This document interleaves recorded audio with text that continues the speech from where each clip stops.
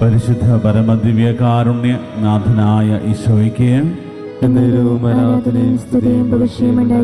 നിത്യസ്തുതിക്ക് യോഗ്യനായ പരിശുദ്ധ പരമദിവ്യകാരുണ്യ നാഥനായ ഈശോയ്ക്ക് സ്നേഹമായി കാരുണ്യമായി നമ്മുടെ കൂടെ ആയിരിക്കുന്ന പരിശുദ്ധ പരമദിവ്യകാരുണ്യ നാഥനായ ഈശോയ്ക്ക്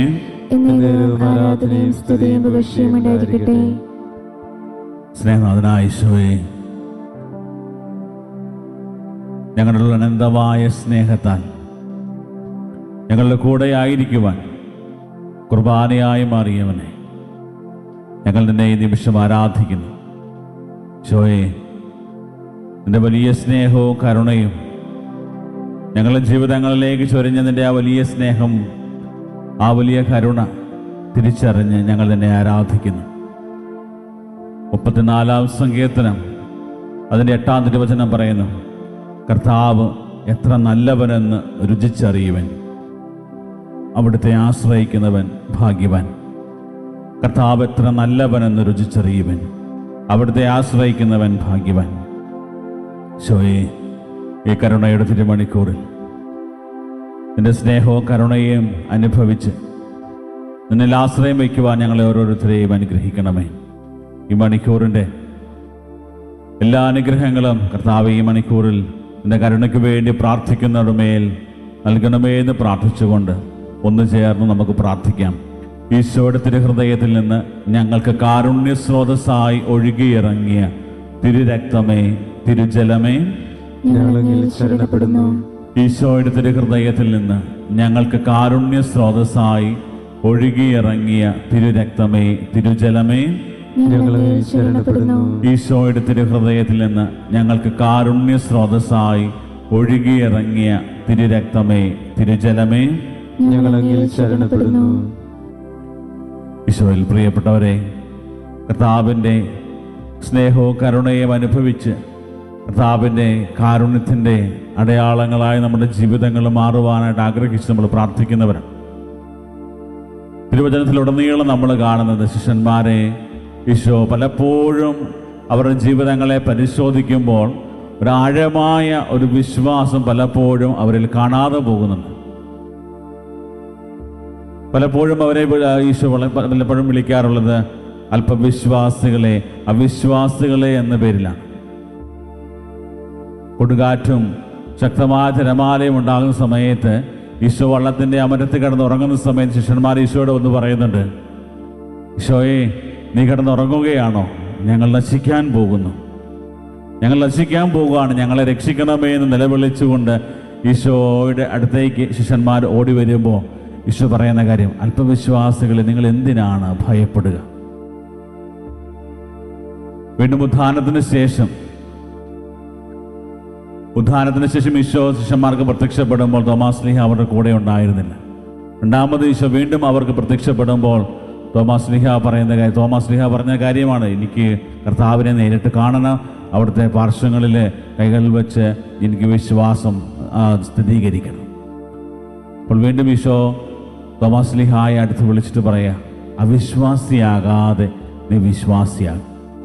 ഒരു അവിശ്വാസത്തിൻ്റെയും അല്പവിശ്വാസത്തിൻ്റെയും തലം തുടർച്ചയായ ശിഷ്യന്മാരിൽ നമ്മൾ കാണുന്നുണ്ട് വചനത്തിൽ. അതുകൊണ്ട് എപ്പോഴും അവരുടെ ഈ ഒരു അവിശ്വാസത്തെ എപ്പോഴും തിരുത്തുവാനായിട്ട് ഈശോ പറയുന്നത് കാണാൻ പറ്റും. അത് തിരിച്ചറിഞ്ഞ് പലപ്പോഴും ശിഷ്യന്മാർ ഈശോയോട് പറയുന്നുണ്ട്, ഞങ്ങളുടെ അവിശ്വാസം പരിഹരിച്ചു തരണമേ, ഞങ്ങളുടെ വിശ്വാസത്തിൻ്റെ കുറവ് നീ ഇന്ന് പരിഹരിച്ചു തരണമേ എന്ന് പറഞ്ഞുകൊണ്ട് ഈശോയെ സമീപിക്കുന്ന ശിഷ്യന്മാരെ കാണാൻ പറ്റും. അതിൻ്റെ മറുവശത്ത് ആഴമായ വിശ്വാസത്തോടെ ഈശോയെ സമീപിക്കുകയും ഈശോയുടെ ജീവിതത്തിലേക്ക് ഈശോയെ തൊടാൻ പോലും ആളുകൾ പരിശ്രമിക്കുമ്പോൾ വലിയ അത്ഭുതങ്ങൾ നടക്കുന്നത് കാണാൻ പറ്റും. വിശ്വാസത്തോടെ ഈശോയെ തൊട്ടവരും ഈശോ തൊട്ടവരുടെയും ജീവിതങ്ങൾ മാറുന്നതായിട്ട് വചനത്തിൽ കാണാൻ പറ്റും. മത്തായിയുടെ സുവിശേഷത്തിൽ നമ്മൾ കാണുന്നുണ്ട്. എൻ്റെ 9-ാം അധ്യായം 18 മുതലുള്ള തിരുവചന ഭാഗങ്ങളിൽ ഭരണാധികാരി ഈശോയോട് പറഞ്ഞു, എൻ്റെ മകൾ മരിച്ചുപോയി, നീ ഒന്ന് കൈകൾ വെച്ച് കഴിഞ്ഞാൽ അവൾ സുഖം പ്രാപിക്കും, അവൾ ജീവനിലേക്ക് തിരിച്ചു വരും. അപ്പോൾ ആ പോകുന്ന വഴിക്ക് തന്നെ ഒരു രക്തസ്രാവക്കാരി 12 വർഷത്തോളം രക്തസ്രാവത്തിൻ്റെ ഒരു വലിയ അസ്വസ്ഥതകളിലൂടെ കടന്നുപോയ ആ സ്ത്രീ ഈശോയുടെ വസ്ത്രത്തിൻ്റെ വെളുപ്പിലൊന്ന് സ്പർശിച്ചാൽ മതി, ഞാൻ സുഖം പ്രാപിക്കും. അത്രമാത്രം ആഴമായ വിശ്വാസത്തോടെ ഈശോയെ തൊടാൻ തുടങ്ങുമ്പോൾ അവരുടെ ജീവിതത്തിൽ അവർ ഉറച്ചു വിശ്വസിച്ചൊരു കാര്യമാണ്, എൻ്റെ കർത്താവിനെ ഞാനൊന്ന് തൊട്ടാൽ മതി, ഞാൻ സുഖപ്പെടും. പ്രിയപ്പെട്ടത്, ആഴമായ ഒരു വിശ്വാസം. അതുകൊണ്ട് ആ തിരക്കിലും തിക്കിലുമൊക്കെ കൂടെ ആയിരുന്ന ഒത്തിരിയേറെ ആളുകൾ ആഗ്രഹിച്ചു. പക്ഷേ ഇത്രമാത്രം ആഴമായ വിശ്വാസത്തോടെ കർത്താവിനെ തൊടാൻ തുടങ്ങിക്കഴിഞ്ഞപ്പോൾ അവരുടെ ജീവിതത്തിൽ അത്രയും നാൾ അനുഭവിക്കാത്തൊരു വലിയ ഒരു സൗഭാഗ്യം, അല്ലെങ്കിൽ അത്രമാത്രം വലിയ ഒരു രോഗസൗഖ്യം അവർക്ക് അനുഭവിക്കാനായിട്ട് സാധിച്ചു. പ്രിയപ്പെട്ടവർ, ഇന്ന് ഈ വചനഭാഗങ്ങളിലൂടെയൊക്കെ നമ്മൾ കടന്നു പോകുമ്പോഴും ദൈവം നമ്മളോട് പറയുന്ന കാര്യമുണ്ട്, നമ്മളൊരു ട്രാൻസിഷൻ നമ്മുടെ ജീവിതത്തിൽ ആവശ്യമാണ്. അതായത് അവിശ്വാസത്തിൻ്റെയും അല്പവിശ്വാസത്തിൻ്റെയും ഒക്കെ തലങ്ങളിൽ നിന്ന് വിശ്വാസത്തിൻ്റെ തലങ്ങളിലേക്ക് നീ വളരുക എന്ന് തോമാശ്ലീഹായോട് പറഞ്ഞ കാര്യമാണ്. അതായത് നീ അവിശ്വാസിയാകാതെ വിശ്വാസിയായിരിക്കുക. ഒരു ക്രൈസ്തവ ശിഷ്യൻ്റെ ഏറ്റവും പ്രധാനപ്പെട്ട ഒരു സവിശേഷത എന്ന് പറയുന്നത് അവന് ദൈവത്തിലുള്ള ആഴമായ വിശ്വാസമാണ്. കർത്താവ് ആഴമായ ദൈവത്തിലുള്ള വിശ്വാസത്തോടെ അവൻ മുന്നോട്ട് പോകുന്നു എന്നുള്ളതാണ്. പ്രിയപ്പെട്ടവരെ, ഇന്ന് ഈ കരുണയുടെ തിരുമണിക്കൂറിൽ നമുക്ക് പ്രാർത്ഥിക്കാവുന്ന കാര്യമാണ്, കർത്താവേ, ഞങ്ങളുടെ അല്പവിശ്വാസവും അവിശ്വാസവും പരിഹരിച്ച് ഞങ്ങളെ യഥാർത്ഥ വിശ്വാസത്തിലേക്ക് ഞങ്ങളെ നയിക്കണമേ. കർത്താവിൻ്റെ കരുണയെ ധ്യാനിക്കുമ്പോൾ, കർത്താവിൻ്റെ കരുണയിൽ ആശ്രയിക്കാൻ തുടങ്ങുമ്പോൾ ദൈവം നമ്മളോട് പറയുന്ന കാര്യം ഇതാണ്, മകനെ മകളെ, ഞാൻ നിൻ്റെ കൂടെയുണ്ട് എന്ന് നീ വിശ്വസിക്കുക. പലപ്പോഴും ദൈവം കൂടെയുണ്ട് എന്നുള്ള ആ ഒരു വലിയ ബോധ്യം നഷ്ടപ്പെട്ടു പോകുന്നവരെ ദൈവം വിളിക്കുന്ന ഓമന പേരാണ് അല്പവിശ്വാസി. കർത്താവ് കൂടെ ഉണ്ടായിരുന്നിട്ടും ശിഷ്യന്മാർ പറഞ്ഞു, കർത്താവേ, ഞങ്ങൾ നശിക്കാൻ പോകുന്നു, നീ ഇതൊന്നും ഗൗനിക്കുന്നില്ലേ? ഇത് പറയാനുള്ള പ്രധാനപ്പെട്ട കാരണം അതായിരുന്നു. അതായത് ദൈവം കൂടെയുള്ളപ്പോൾ ഞങ്ങളുടെ ജീവിതങ്ങൾ ശക്തിയുള്ളതാണ്, ബലമുള്ളതാണ്, ഞങ്ങൾക്കൊന്നിനെയും പേടിക്കേണ്ട കാര്യമില്ല. ഈ ഒരു വലിയ തിരിച്ചറിവ് ലഭിച്ച സങ്കീർത്തകൻ പറയുന്നുണ്ട്, മരണത്തിൻ്റെ താഴ്വരയിൽ കൂടെ ഞാൻ നടന്നാലും ഞാൻ ഭയപ്പെടുകയില്ല. പ്രിയപ്പെട്ട, ഈ ആഴമായ ഒരു വിശ്വാസമാണ് നമ്മളെയൊക്കെ മുന്നോട്ട് നയിക്കുക.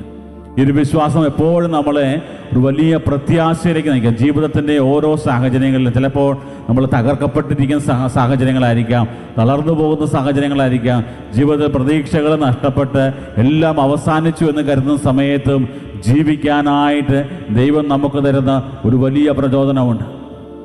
അതാണ് ഈ ഒരു വലിയ പ്രത്യാശ. അത് വിശ്വാസത്തിലൂടെ കർത്താവ് എൻ്റെ കൂടെയുണ്ട്, എന്നെ നിരന്തരം സഹായിക്കുന്നവനാണ്, എന്നെ നയിക്കുന്നവനാണ്, എന്നെ പരിപാലിക്കുന്നവനാണ്, എന്നെ സ്നേഹിക്കുന്നവനാണ്, എന്നോട് കരുണ കാണിക്കുന്നവനാണ് എൻ്റെ ദൈവം എന്നുള്ള വലിയ ബോധ്യം. പ്രിയപ്പെട്ടവരെ, ഈ ഒരു വലിയ ബോധ്യത്തിലേക്ക് വളരുവാനായിട്ട് വചനം നമ്മളെ ഓർമ്മപ്പെടുത്തുകയാണ്. ഇന്ന് ഈ കരുണയുടെ തിരുമണിക്കൂറിൽ ദിവ്യകാരുണ്യനാഥന്റെ സന്നിധിയിൽ നമ്മളായിരിക്കുമ്പോൾ നമുക്ക് പ്രാർത്ഥിക്കാം. ഈശോയെ, പലപ്പോഴും അവിശ്വാസത്തിൻ്റെയും അല്പവിശ്വാസത്തിൻ്റെയും മേഖലകളിലൂടെ ചരിച്ചിട്ടുണ്ട്.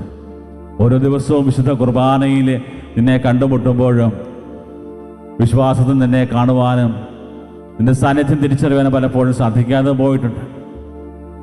ഞങ്ങളുടെ കൂടെയുള്ളവരുടെ ജീവിതങ്ങളിൽ കർത്താവെ നിന്നെ ദർശിക്കുവാൻ പലപ്പോഴും സാധിക്കാതെ പോയിട്ടുണ്ട്. കണ്ടുകൊണ്ട് വിശ്വസിച്ചത് കൊണ്ടല്ല, കാണാതെ വിശ്വസിക്കുന്നവൻ ഭാഗ്യവാൻ എന്ന് തോമാശ്ലീഹാ പറയുമ്പോൾ ഈ ഒരു അപ്പക്കഷ്ണത്തിൽ കർത്താവെ നിന്റെ സാന്നിധ്യമുണ്ടെന്ന് തിരിച്ചറിയുവാൻ തക്ക വിധത്തിൽ ആഴമായ ഒരു വലിയൊരു ബോധ്യം ഞങ്ങളുടെ ജീവിതത്തിൽ നൽകണമെന്ന് നമുക്ക് ആഗ്രഹിച്ച് പ്രാർത്ഥിക്കാം. ദിവ്യകാരുണ്യമായി നമ്മുടെ കൂടെയായിരിക്കുന്ന സർവശക്തനായ ദൈവം നമ്മോട് പറയുന്നത്, മകനെ മകളെ, എൻ്റെ സാന്നിധ്യം നീ തിരിച്ചറിയുക. ദിവ്യകാരുണ്യത്തിൽ എൻ്റെ സാന്നിധ്യം തിരിച്ചറിയുക. നിൻ്റെ ജീവിതത്തിലെ ഏറ്റവും വലിയ ശക്തിയായിട്ട് മാറാൻ നിന്നെ സഹായിക്കുന്നത്, നിൻ്റെ ജീവിതത്തിൽ നിത്യജീവൻ അവകാശമാക്കുവാൻ നിന്നെ സഹായിക്കുന്നത് എൻ്റെ സാന്നിധ്യമാണ്. പ്രിയപ്പെട്ടവരെ, ഒരു വലിയ ബോധ്യത്തിലേക്ക് വളരുവാനായിട്ട് നമുക്ക് ആഗ്രഹിച്ച് പ്രാർത്ഥിക്കാം. ദിവ്യകാരുണ്യനാഥന്റെ സന്നിധിയിൽ നമ്മുടെ എല്ലാ നിയോഗങ്ങളും പ്രാർത്ഥനകളും സമർപ്പിക്കാം. ഈശോയെ, അവിശ്വാസത്തിൻ്റെയും അല്പവിശ്വാസത്തിൻ്റെയും മേഖലകളിൽ നിന്ന് യഥാർത്ഥ വിശ്വാസത്തിലേക്ക്, ആഴമായ വിശ്വാസത്തിലേക്ക് ഞങ്ങളെ ഓരോരുത്തരെയും നയിക്കണമേ എന്ന് പ്രാർത്ഥിക്കുന്നു. ലോകം മുഴുവനെയും കർത്താവേ, ഞങ്ങളുടെ കുടുംബങ്ങളെ, ഞങ്ങളുടെ വ്യക്തിബന്ധങ്ങളെയെല്ലാം നിന്റെ കരുണയാൽ ശുദ്ധീകരിക്കണമേ എന്ന് പ്രാർത്ഥിക്കുന്നു. ലോകത്തിൻ്റെ വിവിധ ഭാഗങ്ങൾ ഓൺലൈനിലൂടെ കർത്താവിൻ്റെ കരുണയ്ക്ക് വേണ്ടി പ്രാർത്ഥിച്ചുകൊണ്ട് ശുശ്രൂഷയിൽ പങ്കെടുത്ത് പ്രാർത്ഥിക്കുന്നവരുടെ നിയോഗങ്ങൾ സമർപ്പിക്കുന്നു. നമ്മുടെ എല്ലാ വ്യക്തിപരമായ നിയോഗങ്ങളും ദിവ്യകാരുണ്യനാഥൻ്റെ സന്നദ്ധിയിൽ സമർപ്പിച്ച് താഴ്ന്ന സ്വരത്തിൽ ദൈവത്തെ സ്തുതിച്ചുകൊണ്ട് കർത്താവെ, ഞാൻ അങ്ങിൽ ശരണപ്പെടുന്നു എന്നുള്ള പ്രാർത്ഥനയോടെ ദിവ്യകാരുണ്യനാഥൻ്റെ ആശീർവാദം നമുക്കിപ്പോൾ സ്വീകരിക്കാം.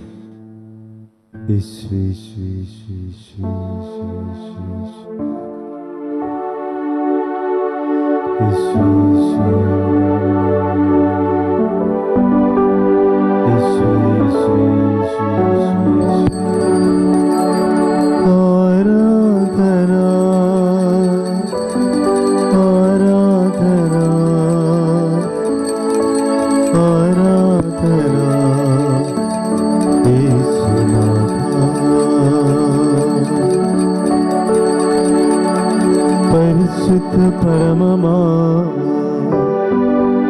ദിവ്യകാരുണ്യമേ, എന്നുമെന്നും അങ്ങേയ്ക്കാരാധന, എന്നും